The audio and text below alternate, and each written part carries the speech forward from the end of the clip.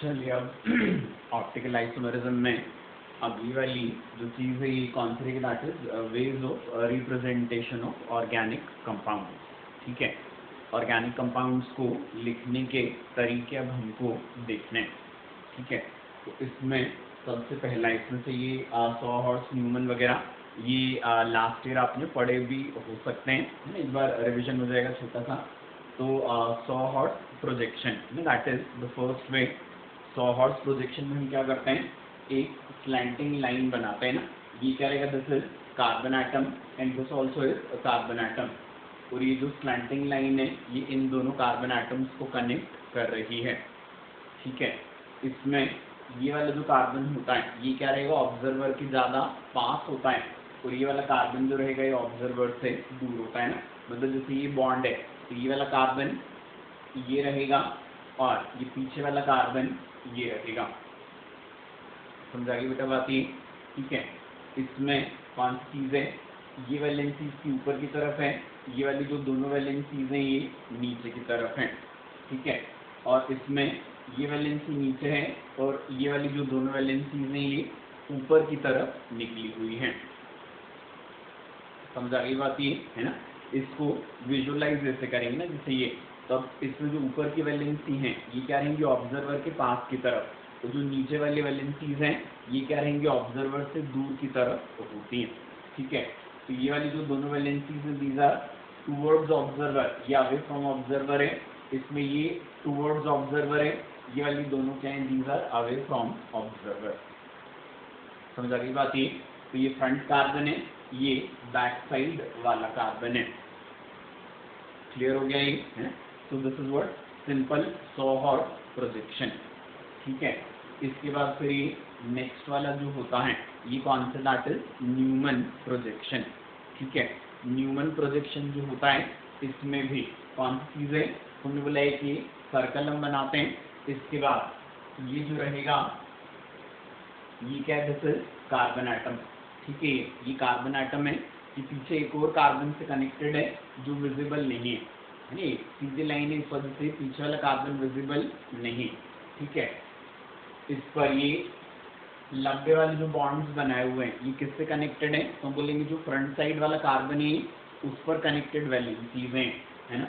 ये जो पूरे पूरे बॉन्ड्स हैं ये क्या रहेंगे, तो हम बोलेंगे जो फ्रंट साइड वाला कार्बन होता है।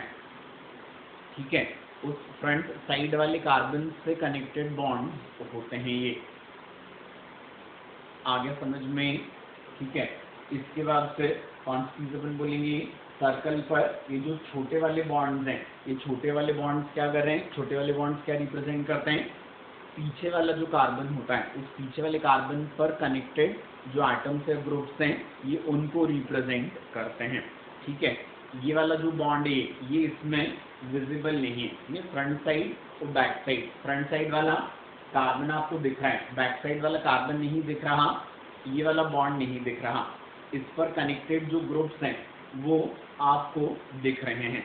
ठीक है, तो फ्रंट साइड कार्बन पर जो ग्रुप्स कनेक्टेड हैं वो इन पूरे पूरे बॉन्ड से कनेक्टेड रहेंगे। आगे बेटा समझ में है।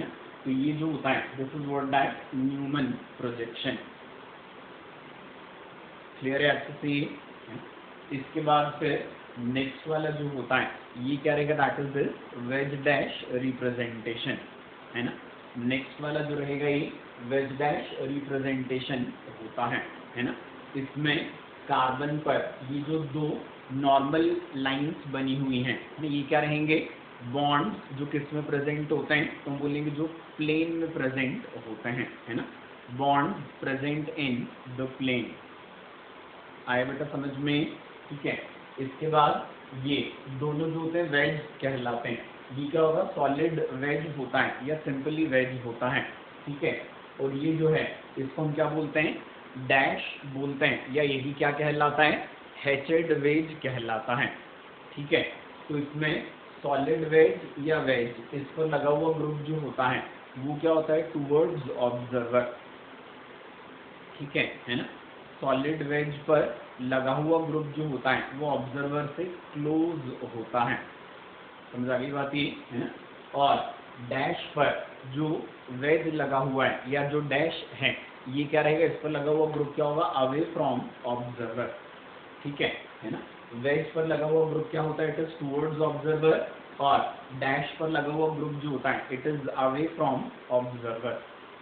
समझ आ रही बात ये है ना। ये जो वेज होता है इसका नैरो एंड कार्बन पर होता है, वो ब्रॉडर एंड ऑब्जर्वर की तरफ होता है। ठीक है, जबकि डैश जो होता है इसका ब्रॉडर एंड कार्बन पर होता है। ठीक है, और इसका नैरो एंड जो होता है वो क्या होता है, अवे फ्रॉम कार्बन। तो क्या बोले हमने, सॉलिड वेज का नैरो एंड कार्बन पर और broader and away from observer. ठीक है, और डैश का क्या रहेगा, ब्रॉडर एंड जो होता है वो कार्बन पर होता है, और नैरो एंड जो होता है वो कार्बन से दूर की तरफ होता है। आगे समझ में अच्छे से ये। ठीक है, तो ये क्या होता है, this is what that veg dash representation. ठीक है, अब इसके बाद फिर लास्ट जो होता है this is what that Fischer projection, है ना। लास्ट वाला जो रहेगा इसमें ये क्या होगा, तो हम बोलेंगे ये फिशर प्रोजेक्शन होता है। ठीक है, फिशर प्रोजेक्शन में कौन सी वाली चीज बोली जाती है, तो हम बोलेंगे फिशर प्रोजेक्शन जो होता है ना, ये क्या होता है, this is 2D representation of a 3D molecule, है ना। तो ये मैनिपुलेटेड स्ट्रक्चर है, क्योंकि मॉलिक्यूल तो एक्चुअली 3D है, उसको 2D में लिख रहे हैं अपन। ठीक है, इसमें एक हॉरिजॉन्टल लाइन और एक वर्टिकल लाइन बनाई जाती है। ठीक है, इनमें ये जो पॉइंट ऑफ इंटरसेक्शन होता है, क्या बनाया हमने, हमने बोला this is what 2D representation of a 3D molecule. ठीक है, इसमें एक वर्टिकल लाइन और एक हॉरिजॉन्टल लाइन है, और इनका जो पॉइंट ऑफ इंटरसेक्शन होता है ये क्या रहेगा, दिस रिप्रेजेंट कार्बन। ठीक है, इसमें ऑप्टिकली एक्टिव कंपाउंड्स में ये कार्बन जो रहेगा ये क्या रहेगा, दैट इज कायरल कार्बन। ठीक है, बट इन जनरल क्या हो जाएगा, हॉरिजॉन्टल और वर्टिकल लाइन इनका पॉइंट ऑफ इंटरसेक्शन जो होता है this represents what that carbon atom. आया बेटा समझ में, है ना।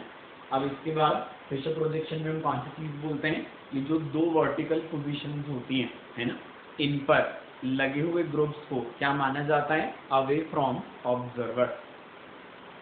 आया समझ में, है ना।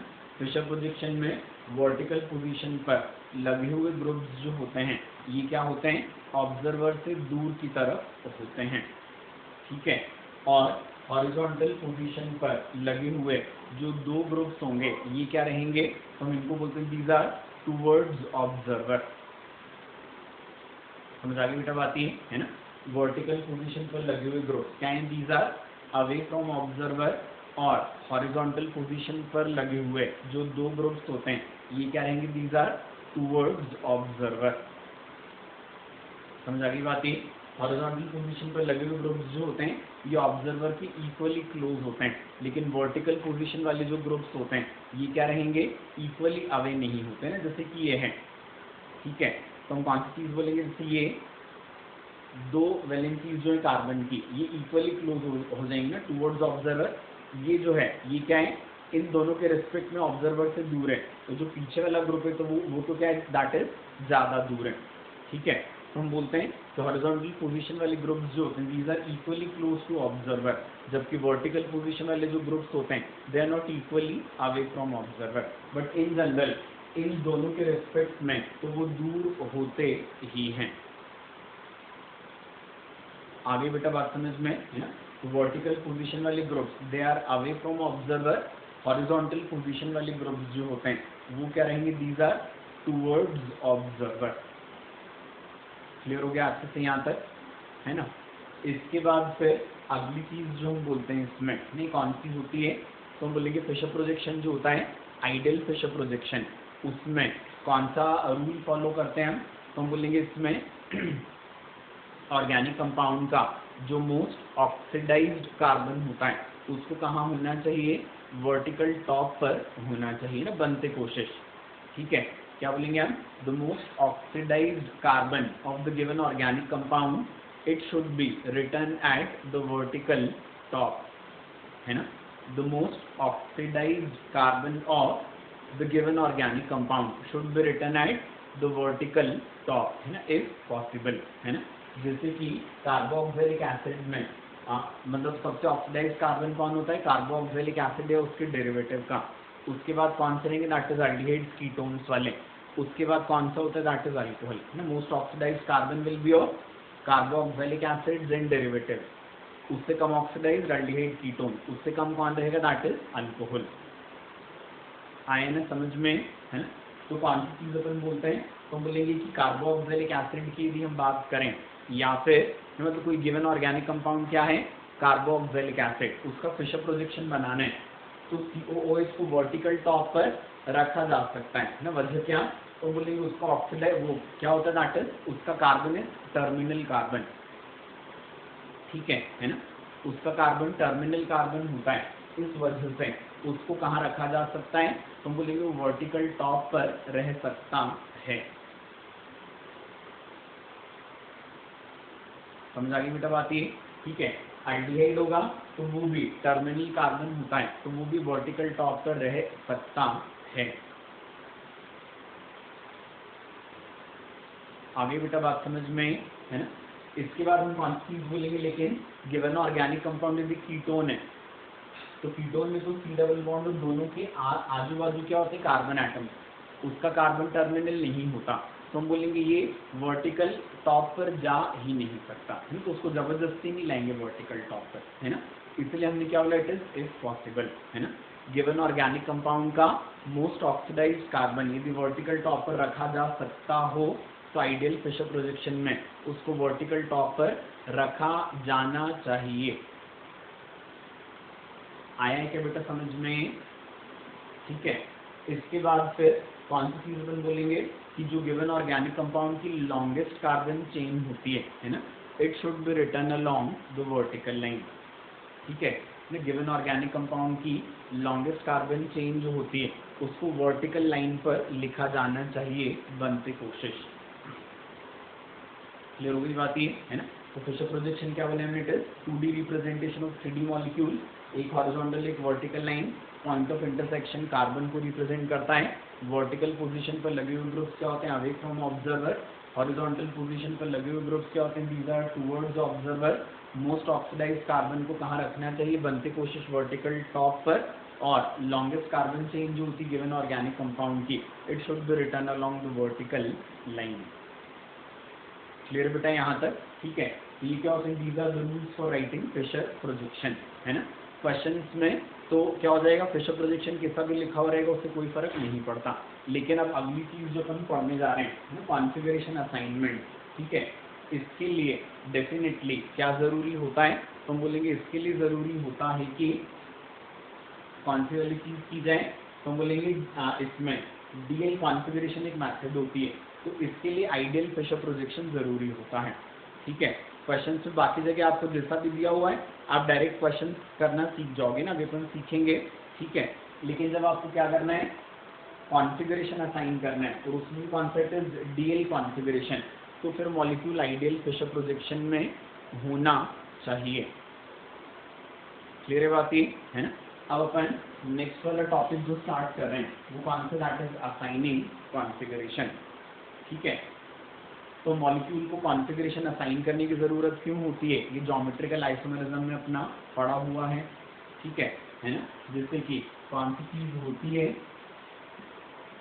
तो बोलेंगे जैसे ये है,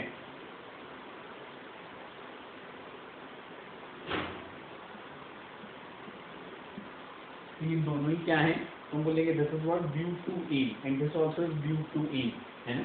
लेकिन ये एक ज्योमेट्रिकल आइसोमर है, दूसरा है, तो हम क्या बोलते हैं, इसको बोलते हैं सिस, इसको बोलते हैं ट्रांस। तो सिस ट्रांस क्या होते हैं, these are configurations of geometrical isomer, ठीक है। तो वैसे ही जब आप इसको देखोगे, जैसे ये मॉलिक्यूल है, ठीक है, तो ये मॉलिक्यूल जो है इसमें क्या हो जाएगा,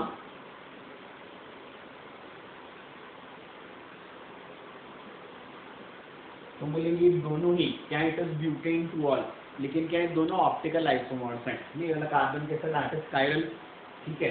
तो हमको क्या करना पड़ेगा, इनको कॉन्फ़िगरेशन असाइन करके, है ना, इनके नाम के आगे कॉन्फ़िगरेशन लिखने पड़ेंगे, ताकि हम क्या कर सकें, इनके नाम में डिस्टिंक्शन कर सकें। आई के बेटा बात समझ में?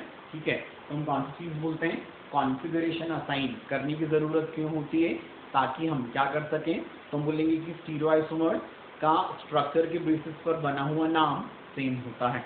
ठीक है, तो उनमें डिस्टिंक्शन करने के लिए उनके नाम के आगे क्या लिखा जाता है, स्टीरियोआइसोमर्स की कॉन्फ़िगरेशन लिख दिए जाते हैं ताकि उनमें डिस्टिंक्शन किया जा सके। ठीक है, तो कॉन्फ़िगरेशन असाइन करना क्यों ज़रूरी है, तो हम बोलेंगे that is to make distinction between stereoisomers ना थ्योरेटिकली। ठीक है, अब कॉन्फ़िगरेशन असाइन जब हम करते हैं, ठीक है, तो हम कौन सी चीज़ बोलेंगे कि कॉन्फ़िगरेशन असाइन करने के लिए कुछ थ्योरेटिकल रूल्स होंगे। ठीक है, जिनको यदि हमने अप्रोप्रिएटली फॉलो किया, कॉन्फ़िगरेशन असाइनमेंट के लिए थ्योरेटिकली रूल्स होते हैं हमारे पास। ठीक है, जिनको जब हम क्या करेंगे, अप्रोप्रिएटली फॉलो करेंगे, तो हम मॉलिक्यूल का स्ट्रक्चर जो भी हमको लिख कर दिया हुआ है उसके बेसिस पर उसको हम कॉन्फ़िगरेशन असाइन कर पाएंगे। समझ आ रही है बातें? तो बोलेंगे कॉन्फ़िगरेशन असाइनमेंट जो होता है, भले वो डीएल मेथड हो, कैपिटल डी कैपिटल एल या कैपिटल आर कैपिटल एस, ठीक है, क्या किया जा सकेगा, तो हम बोलेंगे इसके बेसिस पर हम मॉलिक्यूल को थ्योरेटिकली कॉन्फ़िगरेशन असाइन कर सकेंगे। समझ आ गई ना बात? ये इसके बेसिस पर हम मॉलिक्यूल को थ्योरेटिकली कॉन्फ़िगरेशन असाइन कर सकते हैं। क्लियर है अच्छे से? ठीक है, अब क्या होगा, तो हम बोलेंगे कैपिटल डी कैपिटल एल जो होता है ना, ये डेक्स्ट्रो या लीवो नहीं होता है ना, क्योंकि हम थ्योरेटिकली देख पा रहे हैं, हम क्या नहीं कर पाएंगे, तो हम बोलेंगे किसी मॉलिक्यूल को देखकर हम ये नहीं बता पाएंगे कि वो डेक्स्ट्रो है कि लीवो है, क्योंकि वो एक्सपेरिमेंटली ही पता चलता है। ठीक है ना, तो मैं क्या एम्फेसाइज करना चाह रहा हूँ कि कैपिटल डी कैपिटल एल इनका या कैपिटल आर कैपिटल एस जो भी अपन सीखने जा रहे हैं, इनका किससे कोई लेना देना नहीं है, तो हम बोलेंगे इनका मॉलिक्यूल के रोटेशन से कोई लेना देना नहीं होता। ठीक है, मतलब क्या करेंगे हम, जो स्टीरियोआइसोमर्स हैं, जैसे एक का कॉन्फ़िगरेशन डी है, दूसरे का एल, या एक का आर है उसका एल, ठीक है, तो हम बोलेंगे किसी मॉलिक्यूल का कॉन्फ़िगरेशन यदि डी है तो वो डेक्स्ट्रो रोटेटरी ज़रूरी नहीं, वो क्या हो सकता है, तो हम बोलेंगे किसी भी मॉलिक्यूल जिसका कॉन्फ़िगरेशन डी है वो डेक्स्ट्रो भी हो सकता है, लीवो भी। वैसे ही जिस किसी भी मॉलिक्यूल का कॉन्फ़िगरेशन यदि कैपिटल एल है तो वो भी क्या हो सकता है, डेक्स्ट्रो या लीवो कुछ भी हो सकता है। वैसे ही किसी मॉलिक्यूल में कॉन्फ़िगरेशन आर है तो आर का मतलब भी क्या हो जाएगा, वो डेक्स्ट्रो भी हो सकता है, लीवो भी। और वैसे ही किसी का कॉन्फ़िगरेशन यदि एस है तो वो भी क्या हो सकता है, डेक्स्ट्रो भी या लीवो भी। आगे बेटा बात समझ में? तो हम कौन सी चीज़ बोलते हैं, तो हम बोलेंगे कि configuration assignment is a theoretical process, जो हम मॉलिक्यूल को देखकर रूल्स अप्लाई करके क्या करेंगे, डिटरमिन कर पाएंगे, लेकिन मॉलिक्यूल का रोटेशन ना थ्योरेटिकली डिटरमिन नहीं किया जा सकता। ठीक है, मतलब configuration of a molecule has nothing to do with its rotation, है ना, ये लिख लिया अपन ने अच्छे से कि डी भी कुछ भी हो सकता है, एल भी कुछ भी हो सकता है, आर भी कुछ भी हो सकता है और एस भी कुछ भी हो सकता है। आगे बेटा बात समझ में है? अब इसमें पहली वाली जो मेथड हम देखने जा रहे हैं ये कौन सी है, that is capital D capital L method, है ना। कॉन्फ़िगरेशन असाइनमेंट की पहली वाली जो मेथड है वो कौन सी है, तो हम बोलेंगे that is capital D capital L method. ठीक है, इससे क्या पता चलेगा, दैट इज रिलेटिव कॉन्फ़िगरेशन, है ना, क्योंकि इस मेथड में हम क्या करते हैं, एक स्टैंडर्ड सेट कर लेते हैं। ठीक है ना, जैसे कि ग्लिसरल्डिहाइड जो है इसके मॉलिक्यूल को हमने रेफरेंस बना लिया और इसके बेसिस पर हम क्या करेंगे, दूसरे मॉलिक्यूल्स को कॉन्फ़िगरेशन असाइन करते हैं, है ना। ये ग्लिसरल्डिहाइड है, CHO CHOH एंड CH2OH। ठीक है, इसके इसमें वाला कार्बन कायरल है तो इसके क्या रहेंगे, दो स्टीरियोआइसोमर। ठीक है, एक के फिशर प्रोजेक्शन में कायरल कार्बन पर OH कहाँ है, राइट हैंड साइड है, तो इसका कॉन्फ़िगरेशन क्या मान लिया जाता है, दैट इज कैपिटल डी। ठीक है, तो दिस इज डी ग्लिसरल्डिहाइड। ठीक है, वैसे ही ये भी ग्लिसरल्डिहाइड है, इसमें कौन सी वाली चीज़ है, हमने बोला इसमें फिशर प्रोजेक्शन में हम OH को क्या बोल रहे हैं, तो हमने बोला OH जो है वो कहाँ पर है, that is on left hand side. समझ आ गई बेटा बात ये। इसमें OH जो है वो कहाँ पर है, हम बोलेंगे लेफ्ट हैंड साइड पर है। समझ आ गई बात ये। इसका कॉन्फ़िगरेशन क्या मान लिया हमने, दैट इज कैपिटल L मान लिया, ठीक है। तो glyceraldehyde is the reference molecule. Glyceraldehyde में फिशर प्रोजेक्शन में OH राइट हैंड साइड पर है, तो it is D configuration, OH left hand side पर है, तो ये क्या हो जाएगा, दैट इज L कॉन्फ़िगरेशन हो जाता है। आया बेटा समझ में अच्छे से ये, है ना। इसके बाद फिर अगली चीज जो हम बोलते हैं इसमें ना, ये कौन सी वाली रहेगी, तो हम बोलेंगे अगली वाली चीज जो होती है ना, ये क्या रहेगी, तो हम बोलते हैं कि ऐसे है ना, मतलब क्वेश्चन के लिए स्टेटमेंट है ये, ऐसे सारे कायरल कंपाउंड्स जिनको डीग्लिसरॉल्डिहाइड में कन्वर्ट किया जा सकता है, ठीक है, या जिनसे डीग्लिसरॉल्डिहाइड बनवाया जा सकता है, ठीक है, ऐसे वाले सारे कायरल ऑर्गेनिक कंपाउंड्स जो होते हैं उनको क्या बोला जाता है कि वो डी कॉन्फ़िगरेशन वाली सीरीज को बिलोंग करते हैं, है ना। All those chiral organic compounds which either can be synthesized from D glyceraldehyde, ठीक है, और which can be converted into D glyceraldehyde, है ना। All those chiral organic compounds which either can be converted into D glyceraldehyde, ठीक है ना, all those chiral organic compounds which either can be converted into deglyceraldehyde or which can be synthesized from deglyceraldehyde, है ना, all of these are said to belong to what, that D series of configuration। आया ना समझ में, है ना। जिससे क्या बोला आपको, ये इस टाइप का प्रश्न आया हुआ भी है ये,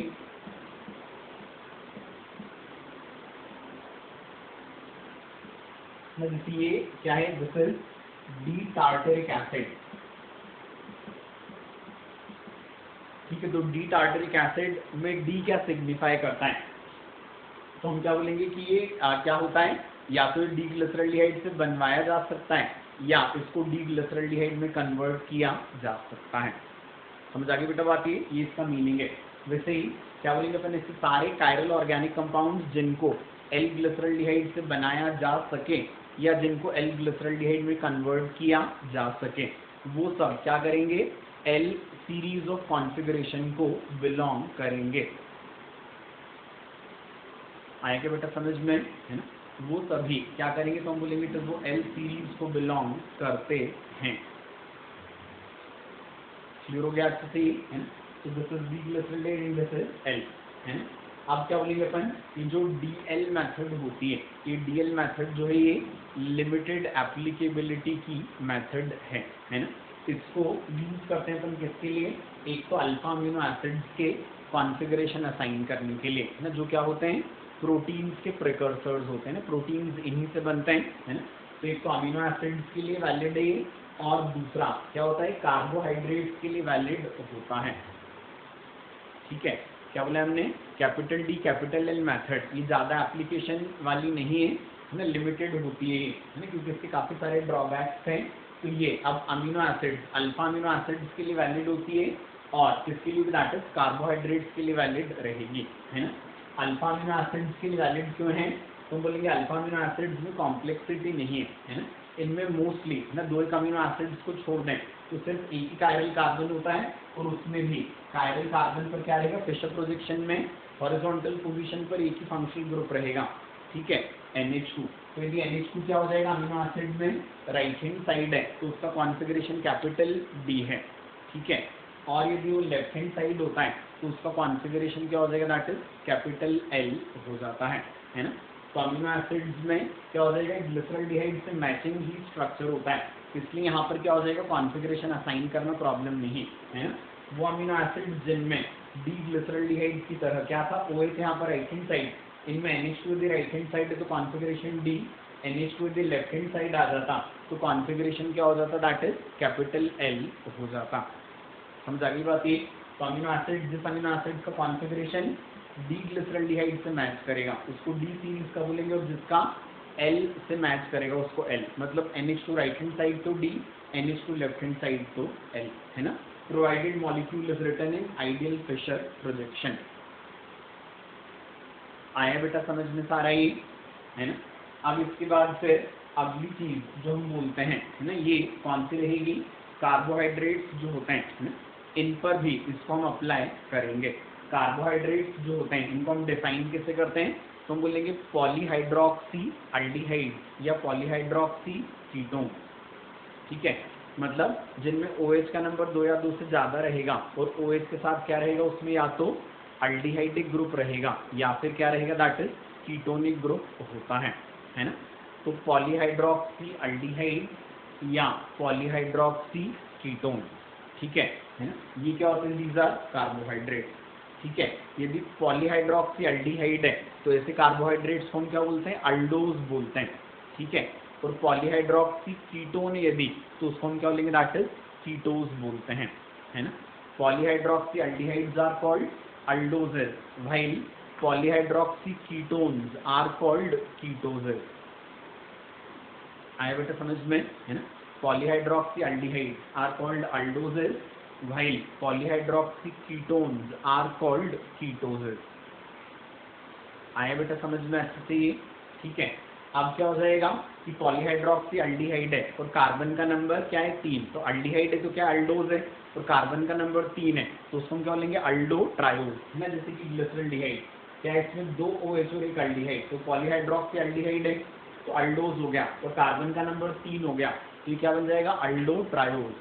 ठीक है, अल्डोज है और कार्बन का नंबर 4 तो अल्डो टेट्रोज, अल्डोज है कार्बन का नंबर 5 तो अल्डो पेंटोज। ठीक है, अल्डोज है अल्डिहाइड और कार्बन का नंबर 6 तो क्या हो जाएगा, इट इज अल्डो हेक्सोज। ठीक है, जैसे कीटो ट्रायोज, कीटो टेट्रोज, कीटो पेंटोज, कीटो हेक्सोज ये होते हैं। ठीक है, पर यहाँ हमको जिसको कॉन्फ़िगरेशन असाइन करना है वो क्या है, दैट इज एन अल्डो हेक्सोज। ठीक है, तो कार्बोहाइड्रेट्स में कैपिटल डी कैपिटल एल। ठीक है, इस कॉन्फ़िगरेशन को अप्लाई करने के लिए, ठीक है ना, क्या करते हैं हम, तो हम बोलेंगे यहाँ पे सबसे पहले तो क्या करेंगे, इसमें कार्बन की नंबरिंग करते हैं IUPAC के हिसाब से। तो प्रिंसिपल फंक्शनल ग्रुप कौन है, अल्डिहाइड, तो ये 1 हो जाएगा, ये 2, ये 3, ये 4, ये 5 एंड दिस इज 6।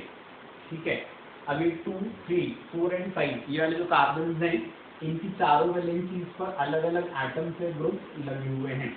ठीक है, तो जो अल्डोहेक्सोज है, इस अल्डोहेक्सोज में कार्बन का नंबर के कायरल कार्बन कितने, दे आर 4।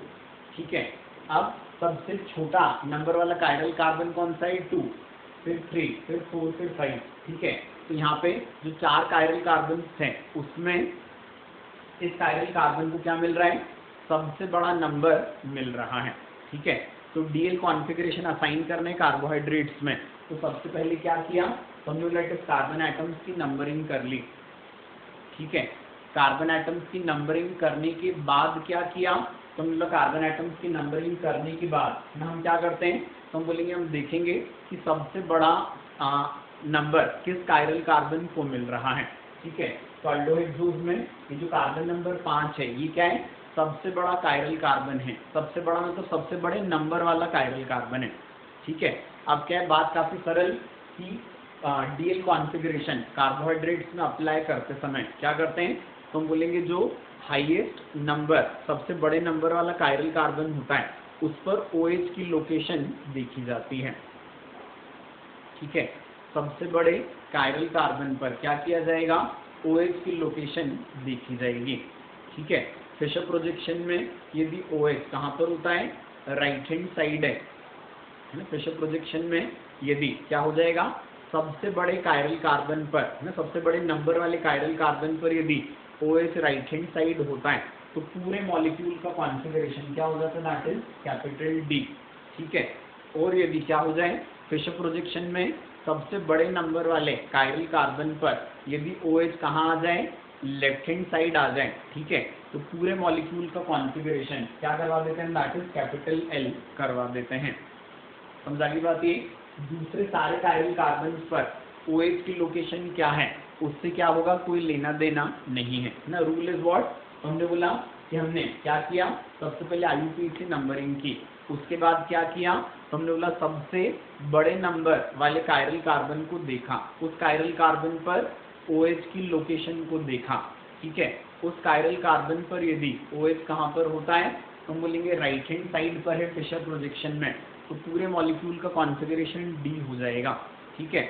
और सबसे बड़े नंबर वाले कायरल कार्बन पर ये भी फिशर प्रोजेक्शन में OH कहाँ पर है, लेफ्ट हैंड साइड पर है, तो पूरे मॉलिक्यूल का कॉन्फ़िगरेशन क्या हो जाएगा, दैट इज कैपिटल L हो जाता है ना।